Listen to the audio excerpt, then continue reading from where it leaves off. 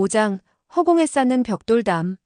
만문의 제자들은 한바탕 소란을 피웠으나 아무도 발견할 수 없었다.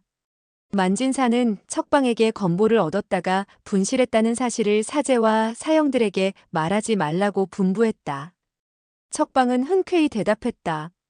몇 년 동안 그녀는 만문의 사부와 제자, 그리고 제자들 간의 이해타산으로 인해 서로를 감시하고 있다는 것을 시간이 갈수록 느끼고 있었다. 만진사는 놀람과 분노가 교차하여 자기 방으로 돌아와 온갖 기억을 되살리며 호랑나비가 도대체 어떤 사람의 표식인가를 생각해내려고 했다. 원수는 누구일까? 어째서 건보를 가져왔다가 다시 빼앗아갔을까? 언달평을 구해준 그자일까? 아니면 언달평 자신일까? 만규는 적을 쫓아 한바탕 뛰었으므로 피가 더욱 빨리 돌아 손등의 상처가 맹렬히 아파오기 시작했다.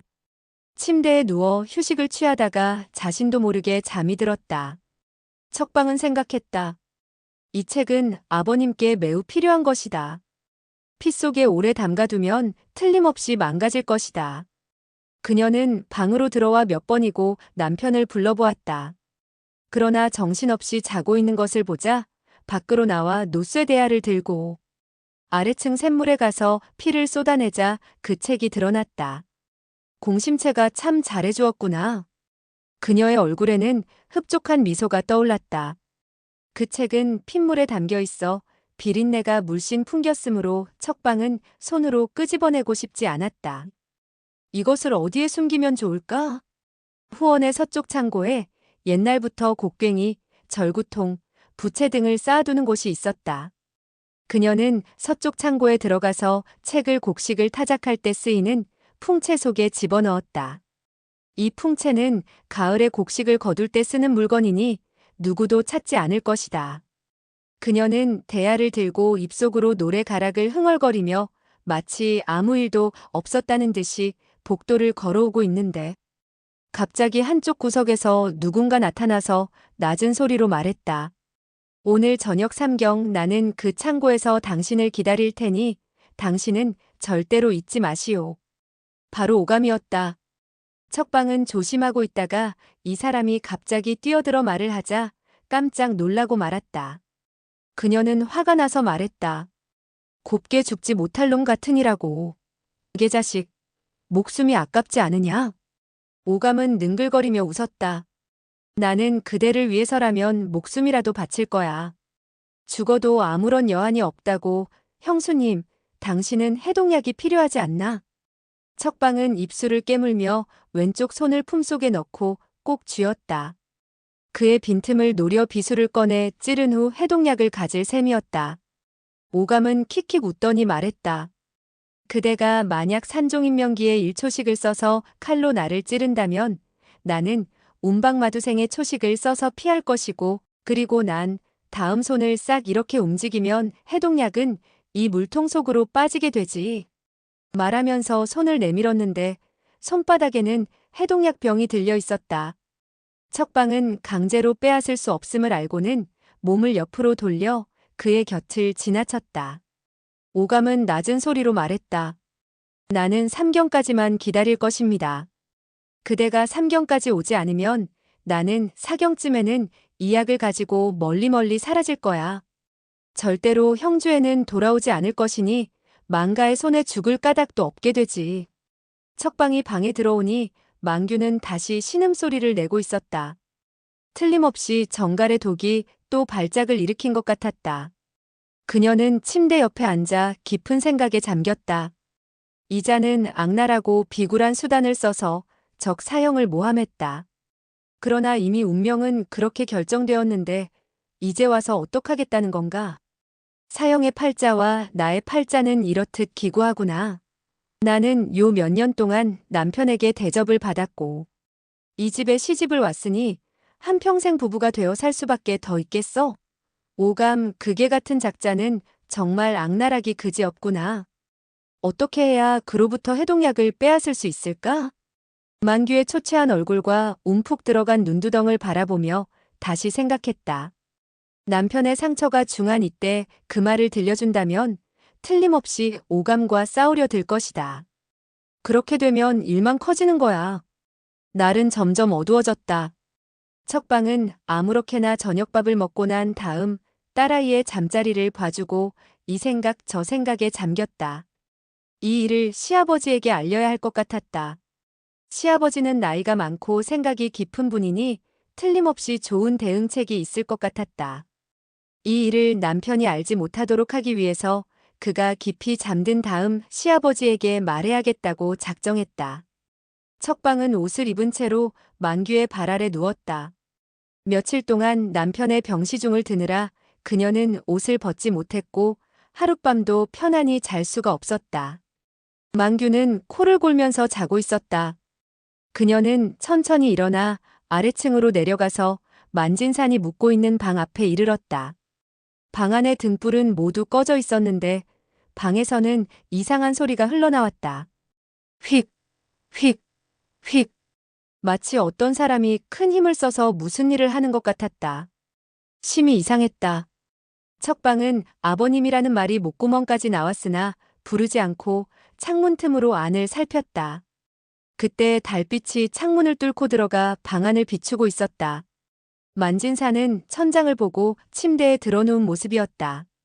그의 두 손은 계속 움직이고 있었으며 두 눈은 꼭 감겨 있었다. 척방은 생각했다. 알고 보니 시아버님은 새로운 무공을 연마하고 계시는구나. 내공을 연마할 때는 제일 금기로 삼는 것은 옆에서 방해하는 것이니 이럴 때 시아버님을 부를 수는 없다. 시아버님이 무공 연마를 끝낸 후 그때 가서 다시 말씀드리자. 만진사는 두 손을 허공에 대고 매우 허우적거리다가 천천히 몸을 일으켜 세우고 발을 뻗어 침대에서 내려왔다. 앞으로 몇 발자국 걸어가더니 몸을 구부리며 허공에다 손을 내밀었다. 마치 어떤 물건을 잡고 있는 자세였다. 척방은 내심 생각했다.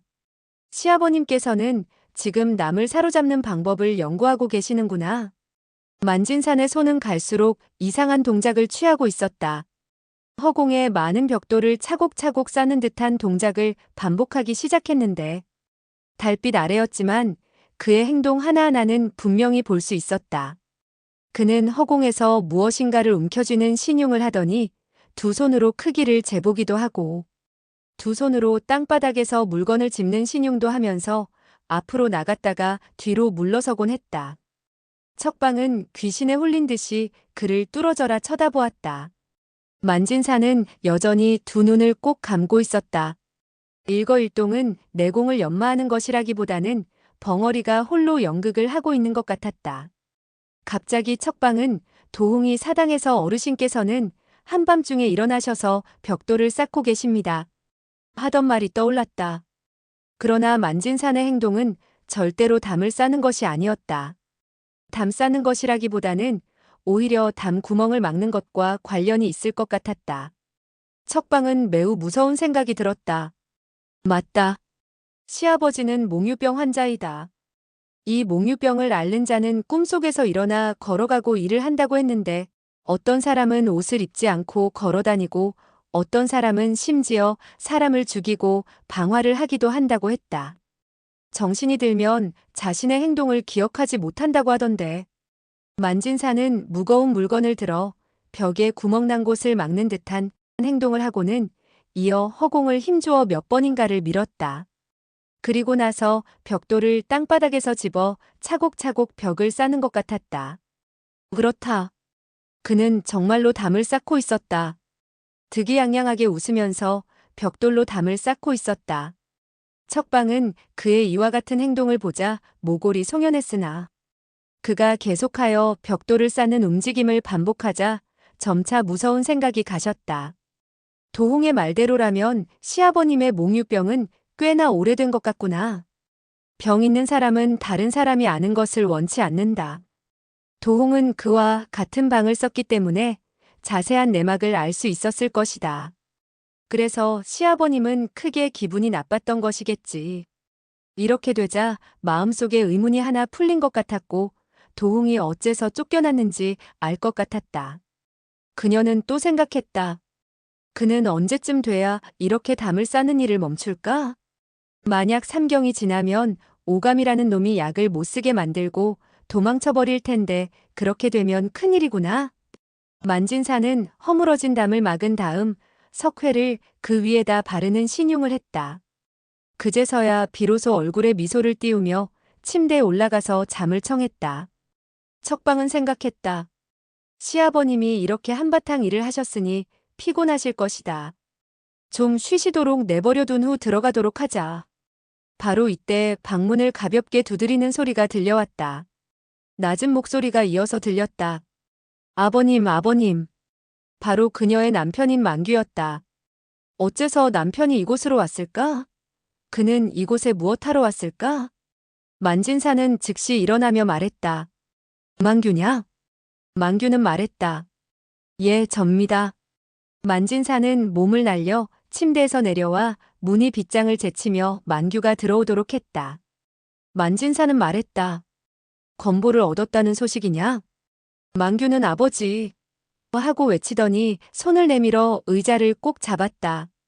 달빛은 창문을 통해 방 안을 비추고 있었다. 몽롱한 달빛 속에서 그는 몸을 달달 떨고 있었다. 척방은 자기의 그림자가 창문으로 비칠까봐 염려되어 창 아래 몸을 숙이고는 두 사람의 말을 엿들으려 했다. 아버지, 만규가 말했다. 당신의 며느리. 며느리는 알고 보니 좋은 사람이 아니었습니다. 척방은 깜짝 놀라 생각했다. 그가 왜 그런 말을 하는 거지? 만진산의 음성이 들려왔다. 왜 그런 것이냐? 부부간의 말다툼이라도 했다는 말이냐? 만규는 말했다. 건보는 찾았습니다. 그것은 당신의 며느리가 가져간 것입니다. 만진사는 기쁜 어조로 말했다. 찾았다면 어디에 있느냐? 척방은 놀라는 한편 의아하기 이를 데 없었다. 어떻게 그는 내가 가져간 것을 알았을까? 아마 공심채가 참지 못하고 말을 한 모양이구나. 그러나 만규의 계속되는 말소리를 듣고 보니 그게 아니었다. 만규는 아버지에게 말하기를 딸과 아내가 서로 눈짓을 하고 표정이 이상하여 틀림없이 무슨 일이 있다고 생각하고 거짓으로 잠을 자는 척하고 문틈으로 아내의 동정을 살펴보았더니 과연 그녀는 노쇠 대야를 들고 후원으로 갔으며 그가 살며시 뒤쫓아가 보니 그녀는 건보를 후원 서쪽 창고에 있는 바람을 일으키는 풍채 속에 숨겼다는 이야기를 했다. 척방은 탄식했다. 아버지의 팔자도 기구하시구나. 이 책은 결국 시아버지와 남편의 손에 들어갔으니 다시 찾는다는 것은 절대로 불가능한 일이다. 내가 졌다. 남편은 원래 무서운 사람이었지. 만진산의 목소리가 들렸다. 그것 참 잘 되었다. 우리 함께 가서 가져오도록 하자. 너는 아무것도 모르는 척하고 있거라. 그녀가 어떻게 나오는지 가만히 보기로 하자. 그녀가 이 일에 대해 아무 말도 하지 않으면 너도 말을 할 필요가 없다. 그런데 그 책은 도대체 어디서 나온 것일까? 어쩌면. 그는 계속해서 어쩌면이라고 내뱉고 말을 잇지 못하고 있었다. 만규는 외쳤다. 아버지. 몹시 고통스러운 목소리였다. 만진산이 외쳤다. 왜 그러느냐? 만규는 말했다. 당신의 며느리가 우리의 건보를 훔친 것은 알고 보니. 여기까지 말한 만규의 목소리는 떨리고 있었다. 만진사는 말했다. 누구를 위해서 그랬다냐? 만규는 말했다. 알고 보니 오감이라는 그 개자식 때문이었습니다. 척방은 망치로 뒤통수를 얻어맞은 듯 머릿속이 띵해지고 자기 귀를 믿을 수가 없었다. 나는 아버지를 위해서 한 것이다. 어째서 오감이라는 자 때문에 그런 일을 했다는 말인가? 만진사는 놀라 급히 되물었다. 오감을 위해서라고? 만규는 말했다. 네, 그렇습니다. 내가 후원해서 그 못된 년이 건보를 숨기는 것을 보고는 바로 그녀를 뒤쫓았지요. 그런데 그녀가 복도에 오더니 오감 그 녀석과 소곤소곤대고 있었습니다.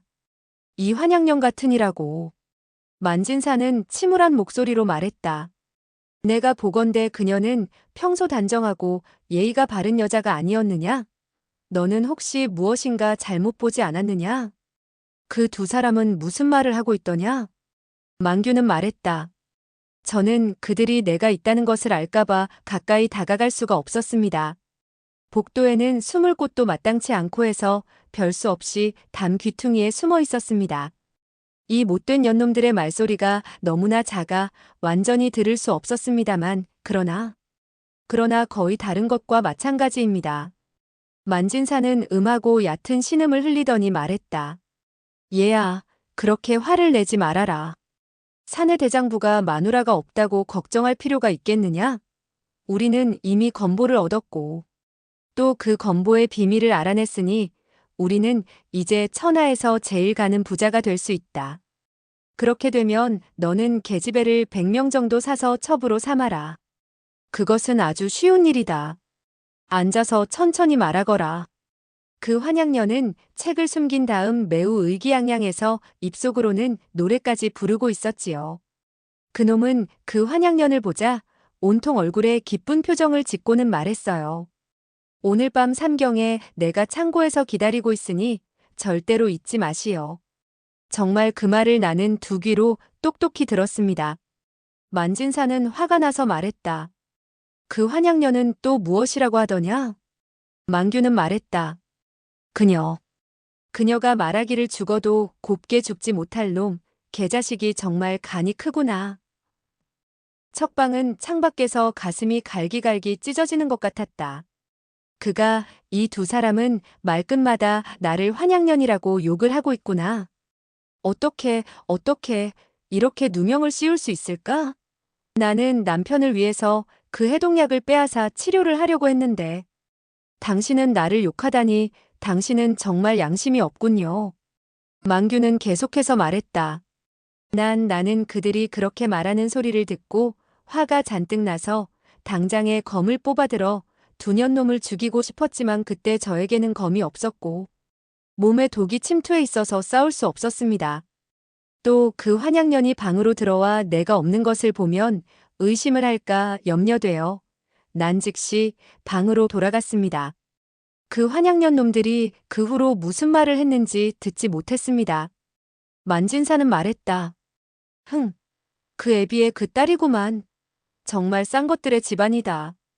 우리들이 먼저 건보를 가져온 다음 다시 그 창고에서 문을 지키고 있다가 두 년놈들이 하고 있는 현장을 덮쳐 그 즉시 목을 베어버리자. 그년놈들은 죽어도 아무런 원망을 하지 못하겠지. 망규는 말했다. 그 환양년은 그 사이를 못 참아 3경도 되지 않았는데 벌써 나갔습니다. 지금은 아마 말을 하면서 입술을 꽉 깨물자 우드득 하는 소리가 났다. 만진사는 말했다. 그렇다면 우리는 지금 즉시 가보도록 하자. 너는 검을 쥐고 절대로 먼저 손을 쓰지 말거라. 내가 이년놈들의 손과 발을 자른 후에 내가 두 손으로 친히 그 못된 연놈들의 숨통을 끊어 놓아라. 방문이 열렸다. 이어 만진산이 왼쪽 손으로 망규의 겨드랑이를 부축하며 뒤뜰로 가는 것이 보였다. 척방은 벽에 기대어 한없이 눈물을 흘렸다. 그녀는 남편의 상처가 치유되기를 바라고 있었을 뿐인데 이렇듯 의심을 받고 있었던 것이다. 아버지는 소식이 없었고 적사형은 억울한 누명을 쓰고 지금은 남편에게 냉대를 받고 있으니 이런 나날을 어떻게 지내야 하겠는가? 그녀는 막막하기만 해서 살고 싶은 생각이 없어졌다. 남편에게 가서 따질 엄두도 나지 않았고 오감을 데리고 와서 대질시킬 생각도 하지 못했다. 단지 벽에 기대고 서서 학질 걸린 사람처럼 온몸을 덜덜 떨며 서 있을 뿐이었다. 조금 있자 발걸음 소리가 들려왔다. 만씨 부자는 대청으로 돌아와 낮은 목소리로 상의를 했다. 아버지, 어째서 그 창고에 가서 오감을 죽이지 않습니까? 만진사는 말했다. 그 창고에는 간부 한 사람뿐이었다. 그 환양년은 틀림없이 낌새를 알아차리고 사라진 것 같았다. 우리는 형주성에서 알아주는 집안인데 두 년놈들을 함께 잡을 수 없을 바에야 어찌 경거망동하여 사람을 죽일 수 있겠느냐? 이 건보를 얻은 다음 우리는 이 형주에서 많은 일을 해야만 한다. 작은 일 때문에 큰 일을 망칠 수는 없다. 망규는 말했다. 설마 이렇게 일을 끝내려는 것은 아니겠지요? 저의 이런 분한 마음을 어떻게 가라앉힐 수 있겠습니까? 만진사는 말했다. 분풀이를 하기란 쉬운 일이 아니야. 우리는 옛날 그 방법을 쓰자. 옛날 방법이요? 맞다. 척장발을 상대하던 그 방법이다. 그는 잠시 침묵하다가 다시 말했다. 너는 먼저 방으로 돌아가 있어라. 내가 사람들과 제자들에게 명을 내릴 터이니 너는 그때 다시 그들과 함께 내 방으로 오도록 해라.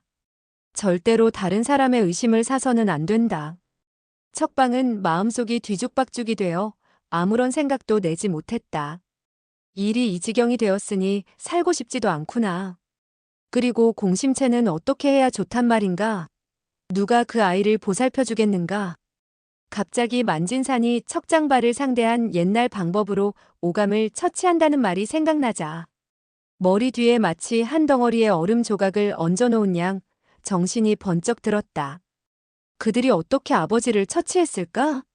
이 일은 확실하게 밝혀야 한다. 시아버지가 여러 제자에게 방 밖으로 모이라고 하는데 이곳에 더 이상 머무를 수가 없구나. 어디 가서 몸을 숨기고 엿들어야 할까? 만규는 돌아갔고 만진사는 큰 소리로 하인들을 불러 대청 위에 불을 밝히라고 했다. 얼마 있지 않아 앞들과 뒤뜰에 여러 제자와 하인들이 사방에서 모여들었다. 척방은 잠시 뒤면 하인들이 자기가 있는 곳을 지날 것이니 더 지체하다가는 발견될 것이 틀림없다고 생각하고는 즉시 몸을 피하여 만진산의 방으로 들어갔다. 그녀는 침대 휘장을 젖히고 침대 밑으로 들어갔다. 그 휘장은 바닥까지 내려와 있어서 그녀를 가려줄 수 있었다.